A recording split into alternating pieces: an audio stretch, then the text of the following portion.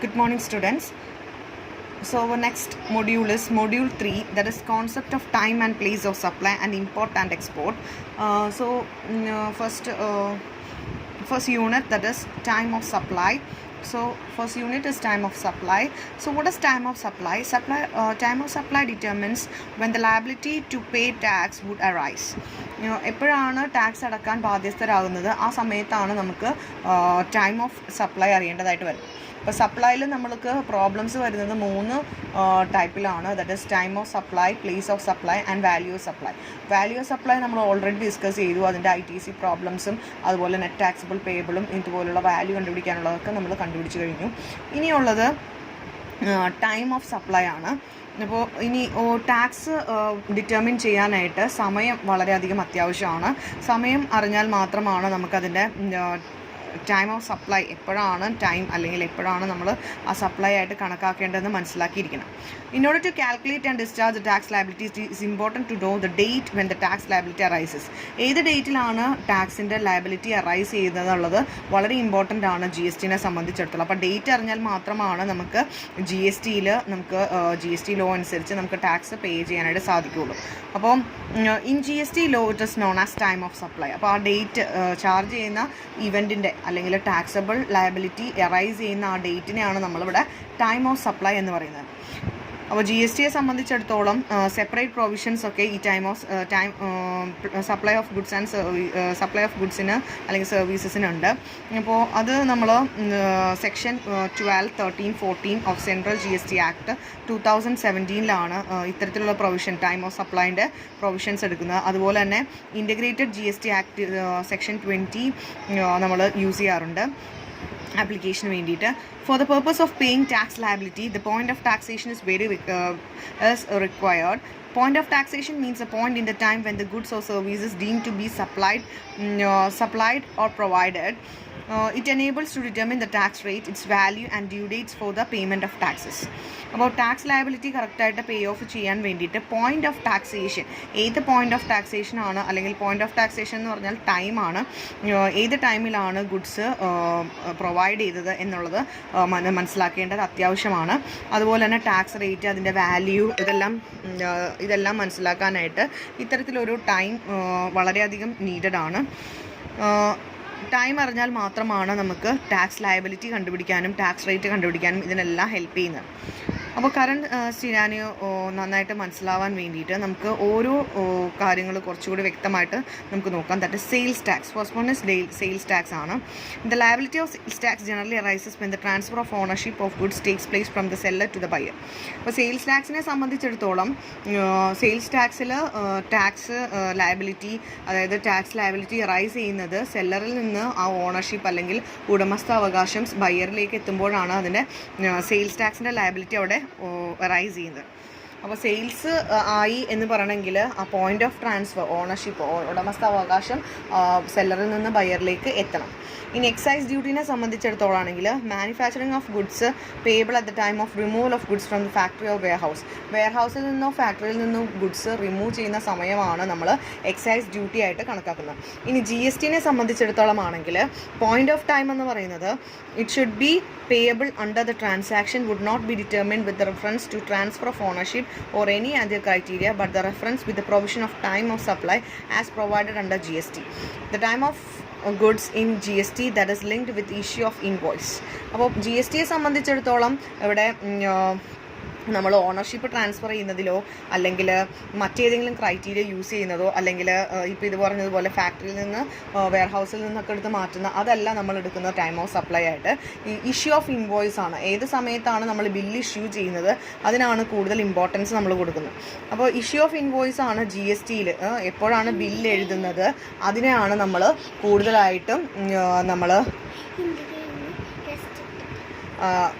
അതാണ് നമ്മൾ കൂടുതലായിട്ടും GSTയിൽ ടൈം ഓഫ് സപ്ലൈ ആയിട്ട് എടുക്കുന്നത്. GSTയിലെ ടൈം ഓഫ് സപ്ലൈ എന്ന് പറയുന്നത് ഇഷ്യൂ ഓഫ് ഇൻവോയ്സ് ആണ്. ഇനി time of issue of invoice of for supply.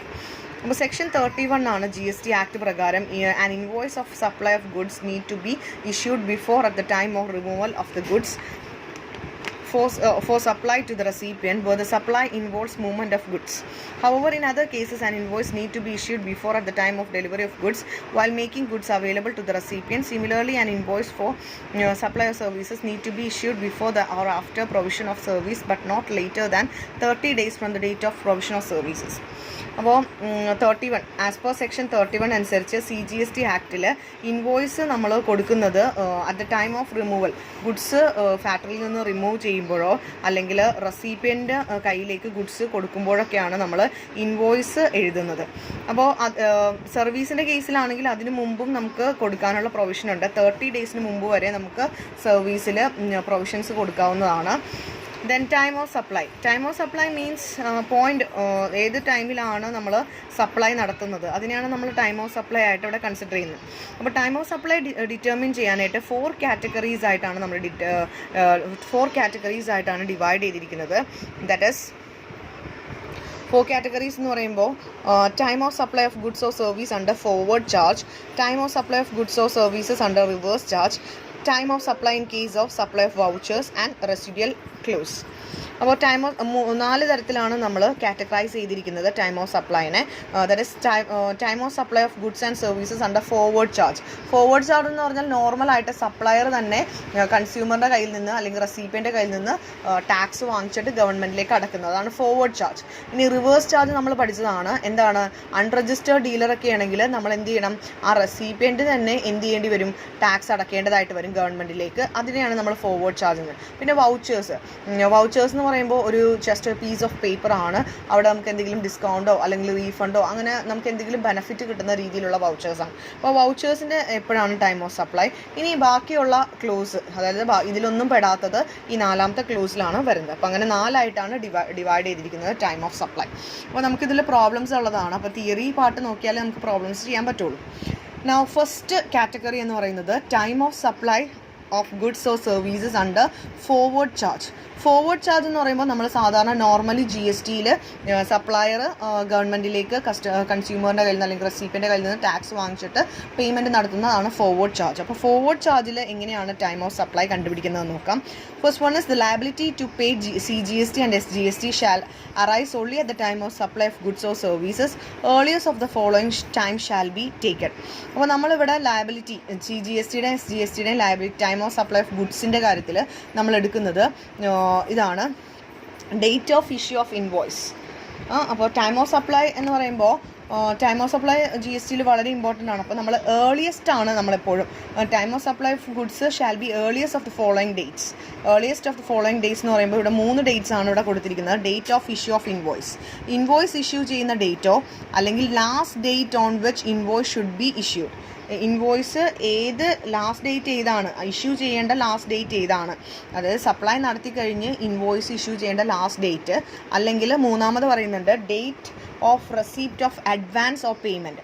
ഇനി അഡ്വാൻസ് പേയ്മെൻറ്റ് കൊടുക്കുകയോ അല്ലെങ്കിൽ പേയ്മെൻറ്റ് നടത്തുകയോ ചെയ്യാം. അപ്പോൾ ഈ 3ലും ഏതാണ് മുന്നിൽ നിൽക്കുന്നത് അത് വേണം, ആ ഡേറ്റ് വേണം, മുന്നിൽ നിൽക്കുന്ന ഡേറ്റ് വേണം നമ്മൾ എടുക്കാൻ. ഏതാണോ മുമ്പേ നിൽക്കുന്ന ഡേറ്റ് ആ ഡേറ്റ് വേണം നമ്മൾ എടുക്കാൻ. അപ്പോൾ ഒന്നുകൂടി പറയുകയാണ്, time of supply of goods നമ്മൾ കണ്ടുപിടിക്കുന്നത് ഈ ക്രൈറ്റീരിയ വെച്ചിട്ടാണ്, ഈ 3 കാര്യങ്ങൾ വെച്ചിട്ടാണ്. That is date of issue of invoice, last date on which invoice should be issued, then date of receipt of advance of payment. അപ്പോൾ ഈ 3 കാര്യങ്ങൾ വെച്ചിട്ടാണ് നമ്മൾ എന്ത് ചെയ്യുന്നത്, നമ്മൾ ടാക്സിലെ ടൈം കണ്ടുപിടിക്കുന്നത്, ടൈം ഓഫ് സപ്ലൈ കണ്ടുപിടിക്കുന്നത്. That is date of issue of invoice, then last date which invoice should have to be issued, then date of receipt of advance of payment. ഈ 3ൽ ഏതാണോ മുന്നിൽ നിൽക്കുന്നത് അത് വേണം നമ്മൾ എടുക്കാൻ. അപ്പോൾ അതിനൊരു എക്സാമ്പിൾ നമുക്ക് നോക്കാം. Mister X sold goods to mister Y worth 1 lakh rupees. The invoice was issued on 15th January. The payment was received on 31st January. The goods here supplied was on 20th January. അപ്പോൾ നമ്മുടെ question എന്ന് പറയുന്നത് ഇതാണ്. Mister X എന്ന് പറയുന്ന ഒരു വ്യക്തി mister വൈക്ക് 1 lakh rupeesൻ്റെ ഗുഡ്സ് സെല്ല് ചെയ്തു. അതിനുശേഷം സെല്ല് ചെയ്തതിന് ശേഷം അദ്ദേഹം എന്ത് ചെയ്തു, ഇൻവോയ്സ് ഇഷ്യൂ ചെയ്യുന്നുണ്ട്. അത് 15-നാണ് ഇൻവോയ്സ് ചെയ്യുന്നത്. 15 ജാനുവരിക്ക് ഇൻവോയ്സ് ചെയ്യുന്നു. അതിനുശേഷം പേയ്മെൻറ്റ് നടത്തുന്നത് 31 ജാനുവരിയിലാണ്. അങ്ങനെയാണെങ്കിൽ ഗുഡ്സ് സപ്ലൈ അതുപോലെ തന്നെ ഗുഡ്സ് സപ്ലൈ ചെയ്യുന്നത് 20 ജാനുവരിയിൽ. അപ്പോൾ മിസ്റ്റർ എക്സ് മിസ്റ്റർ വൈക്ക് 1 lakh rupeesന് ഗുഡ്സ് വിറ്റു. ഇൻവോയ്സ് ഇഷ്യൂ ചെയ്തത് 15 ജാനുവരി, പേയ്മെൻറ്റ് നടത്തിയത് 31 January and the goods was goods supply ചെയ്തത് 20 ജാനുവരി. അങ്ങനെയാണെങ്കിൽ അപ്പോൾ ഇവിടെ പ്രത്യേകിച്ച് ഒന്നും പറഞ്ഞിട്ടില്ല. അപ്പോൾ സെല്ല് ചെയ്തതിൻ്റെ കാര്യം, അപ്പോൾ ഗുഡ്സിൻ്റെ കാര്യമാണ്. അപ്പോൾ നമുക്ക് ആ ഒരു ഇത് പ്രകാരം അല്ലെങ്കിൽ ആ ഫോമാറ്റ് പ്രകാരം എങ്ങനെയാണ് ടൈം ഓഫ് സപ്ലൈ കണ്ടുപിടിക്കുന്നത് നോക്കാം. ഫസ്റ്റ് നമുക്ക് ഡേറ്റ് ഓഫ് ഇഷ്യൂ ആ മൂന്നെണ്ണം നമുക്ക് എഴുതാം. That is date of issue of invoice. നമ്മുടെ 3 ക്രൈറ്റീരിയ എഴുതാം. നമുക്ക് ക്രൈറ്റീരിയാസ് എഴുതാം. That is time of supply കണ്ടുപിടിക്കാനായിട്ട് 3 ക്രൈറ്റീരിയാസ് ആണ് നമ്മൾ നോക്കേണ്ടത്. ദാറ്റ് ഈസ്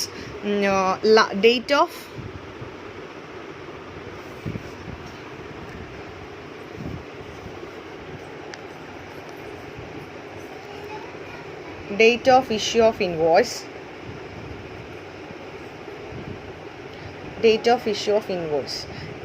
ഇൻവോയ്സ് ഇഷ്യൂ ചെയ്തിരിക്കുന്ന ഡേറ്റ് എന്ന് പറയുന്നത് നമുക്ക് ക്വസ്റ്റ്യനിൽ തന്നിട്ടുണ്ട്. ദാറ്റ് ഈസ് 15th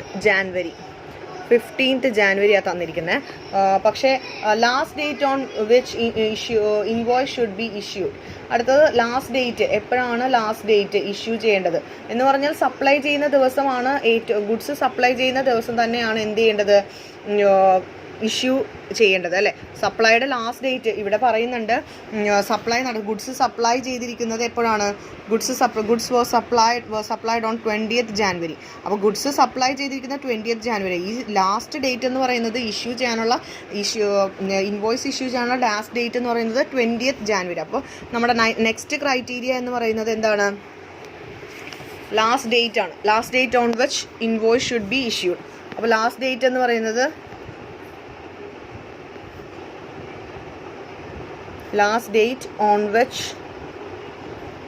ഇത് നമുക്കൊരു ക്വസ്റ്റ്യൻ കിട്ടുമ്പോൾ ഈ 3 ക്രൈറ്റീരിയാസ് എഴുതി വെച്ച് അതിൻ്റെ നേരെ നമുക്ക് എന്ത് ചെയ്യാം, നമുക്ക് ഈ ഡേറ്റ്സ് എഴുതിയിട്ട് അതിനെ കമ്പയർ ചെയ്യാം. നമുക്ക് കമ്പയർ ചെയ്ത് അതിൻ്റെ ഏറ്റവും ഏർലിയസ്റ്റ് വരുന്നത് നമുക്ക് എടുക്കാവുന്നതാണ്.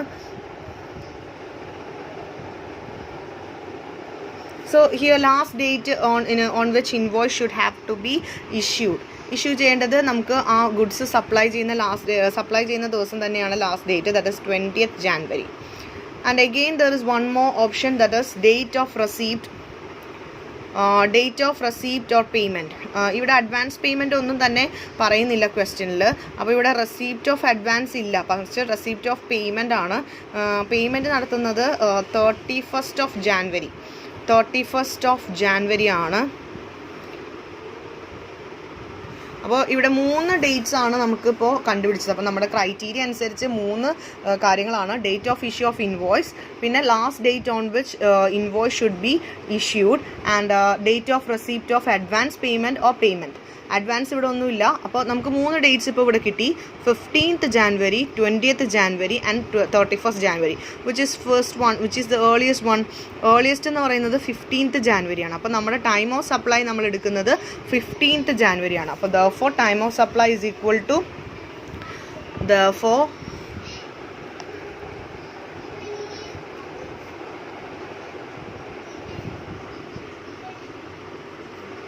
time of supply is equal to 15th January.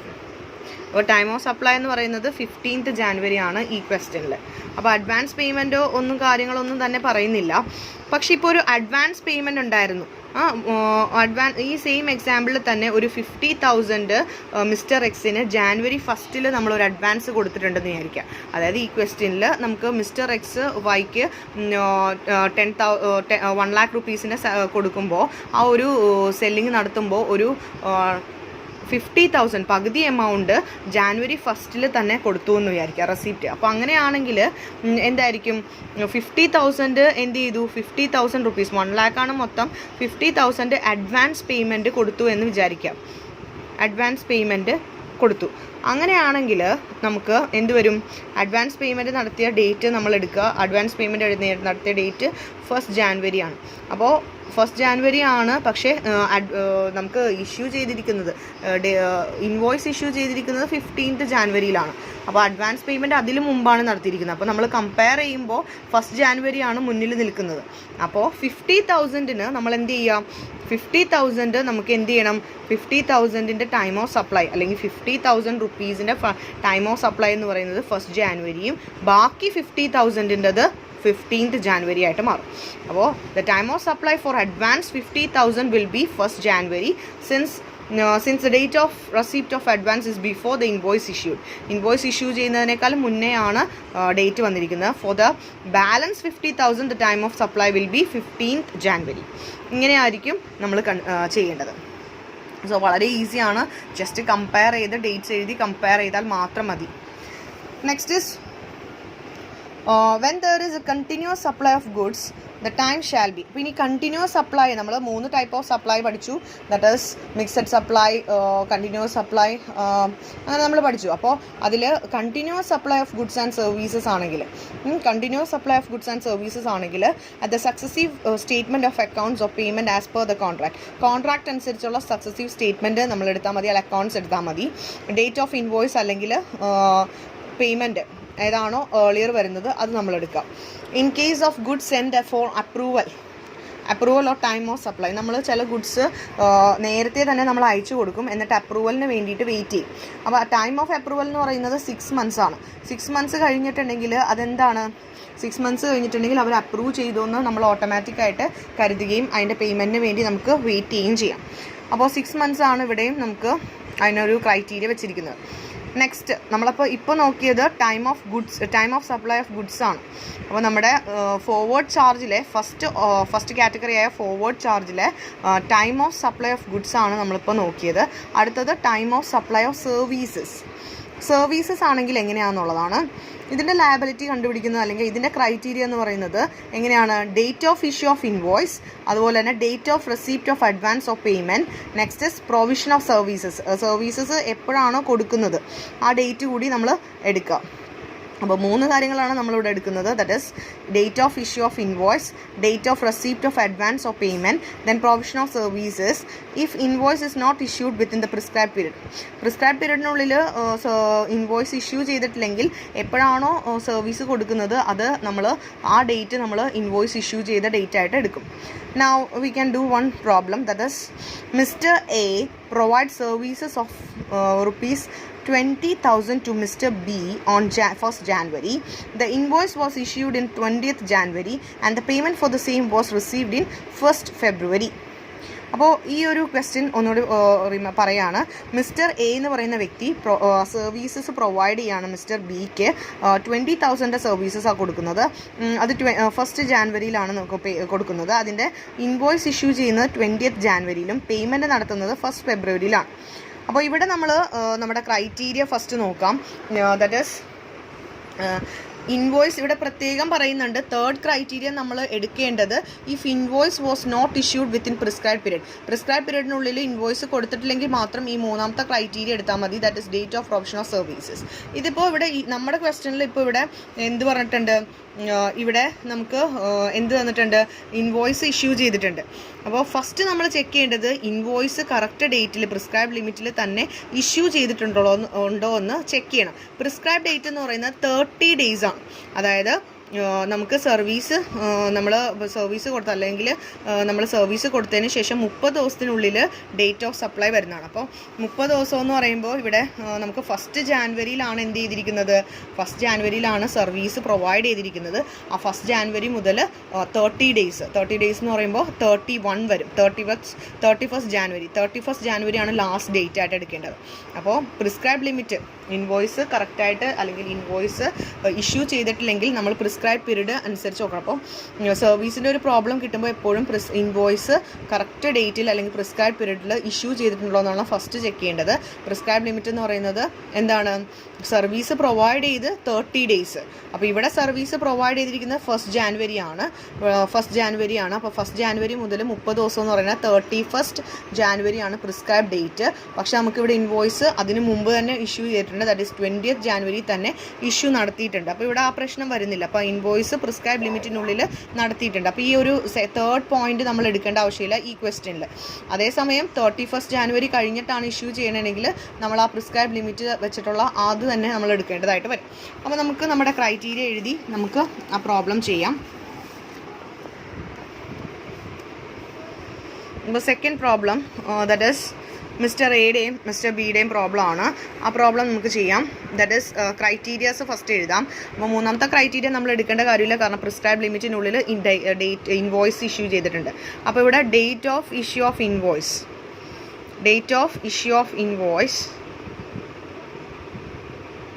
Invoice issue ചെയ്ത ഡേറ്റ് നമ്മുടെ ക്വസ്റ്റ്യനിൽ തന്നിട്ടുണ്ട്. That is 20th January.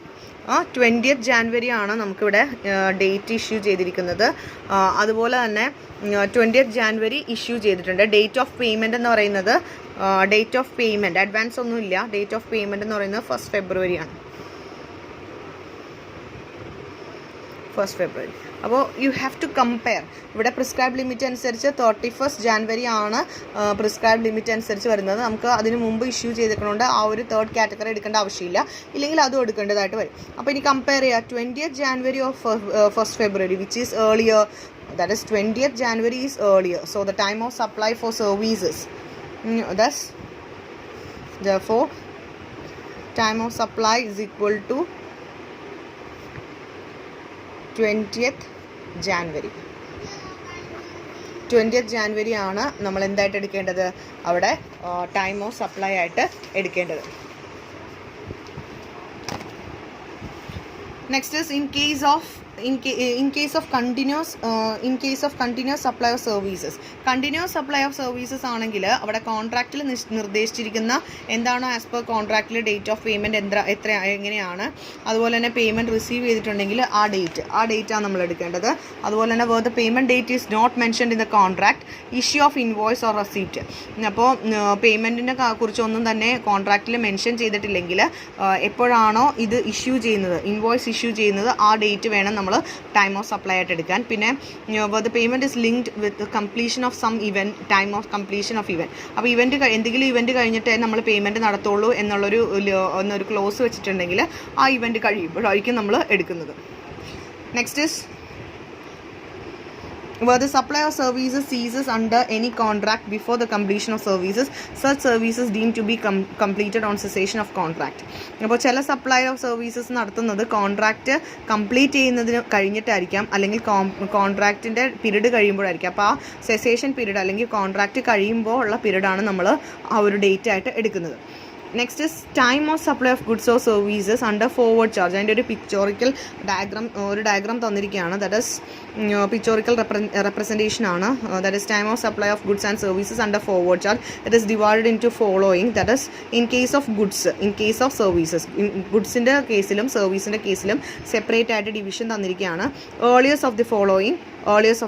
അപ്പം ഇതിൻ്റെ രണ്ടിൻ്റെയും ഏർലിയസ്റ്റും ഇതിൻ്റെ മൂന്നിൻ്റെയും ഏർലിയസ്റ്റാണ് നമ്മൾ ഫോർവേഡ് ചാർജിൽ എടുക്കുന്നത്. That is earliest of the following എന്ന് പറയുന്നത് ഗുഡ്സിൻ്റെ കേസ് ആണെങ്കിൽ issue of invoice by the supplier or last date by which he required to issue invoice and the date on which the supplier receives payment. അപ്പോൾ date of issue of invoice of സപ്ലയറും last date on which required to be issued invoice issue ചെയ്യേണ്ട last ഡേറ്റും അല്ലെങ്കിൽ supplier payment make ചെയ്യുന്നതും, ഇത് രണ്ടിൻ്റെയും earliest വേണം ഗുഡ്സിൻ്റെ കേസിലെടുക്കാൻ. Services ആണെങ്കിൽ issue of invoice by the supplier if the invoice were not if invoice issued within prescribed periodനുള്ളിൽ invoice issue ചെയ്തിട്ടുണ്ടെങ്കിൽ ആ ഡേറ്റ് എടുക്കുക. അല്ലെങ്കിൽ date of provision of services, എപ്പോൾ സർവീസ് കൊടുക്കുന്നോ, സർവീസ് എപ്പോൾ പ്രൊവൈഡ് ചെയ്യുന്നോ അതിൻ്റെ പ്രിസ്ക്രൈബ്ഡ് പീരീഡിനുള്ളിൽ ആ ഡേറ്റ്. അതുപോലെ date on which the supplier receives the payment അടുത്ത്. ഈ മൂന്നിൻ്റെയും ഏർലിയസ്റ്റ് ഡേറ്റ് ആണ് നമ്മളെപ്പോഴും എടുക്കുന്നത്. അപ്പോൾ ഇത് തമ്മിൽ കമ്പയർ ചെയ്തിട്ടാണ് നമ്മൾ ഏർലിയസ്റ്റ് ഡേറ്റ് ആണ് നമ്മളിതിൽ എടുക്കുന്നത്.